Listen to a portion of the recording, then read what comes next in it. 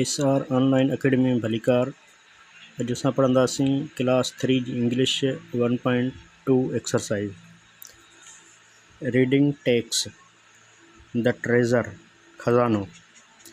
A farmer had 5 sons.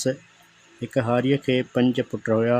He worked on हिज fields alone. हू पंहिंजी ज़मीन में अकेलो कमु कंदो हो। He sent his sons to school and gave them everything they needed. हुन पंहिंजे पुटनि खे स्कूल मोकिलियो ऐं उन्हनि खे ज़रूरत जूं समूरियूं शयूं ॾिनई। They became strong. उन्हनि खे मज़बूत करण लाइ young men. But they were lazy and selfish. पर हू तमामु घणा सुस्त ऐं खुदार हुया। They fought with one another all time.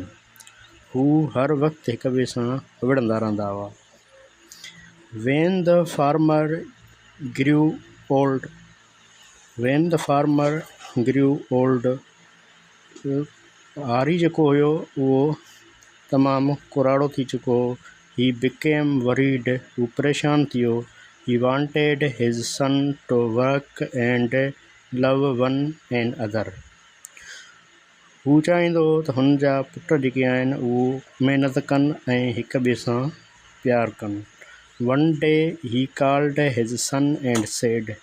हिकु ॾींहुं हुन पंहिंजे पुटनि खे सॾियो ऐं चयो I am very old. मां तमामु कुराड़ो थी चुको आहियां। I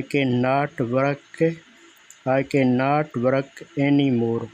मां वधीक कमु नथो करे सघां।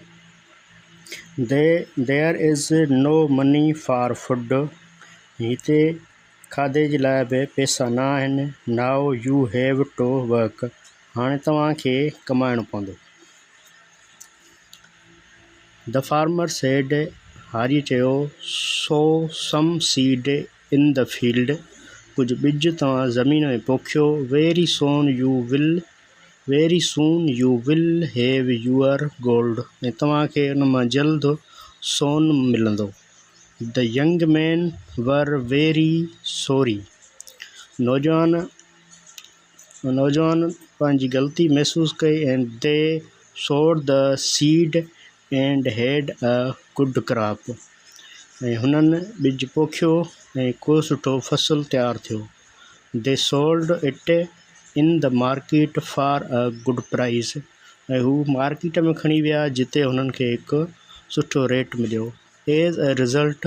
नतीजे तौरु they decided to work hard and not fight with one another. They decided to work hard. हुननि फ़ैसिलो कयो सख़्तु महिनत करण जो and not to fight with one another. ऐं हू ॿीहर कॾहिं बि हिक ॿिए सां न विढ़ंदा। सिंधी मीनिंग सां इंग्लिश जो सबक़ु पढ़ण ऐं सिखण जे लाइ असांजो YouTube channel SR online academy subscribe कयो ऐं लाइक कयो, दोस्तनि सां शेयर कयो जीअं ईंदड़ हर इंफॉर्मेटिव वीडियो तव्हां ताईं आसानी सां पहुची सघे।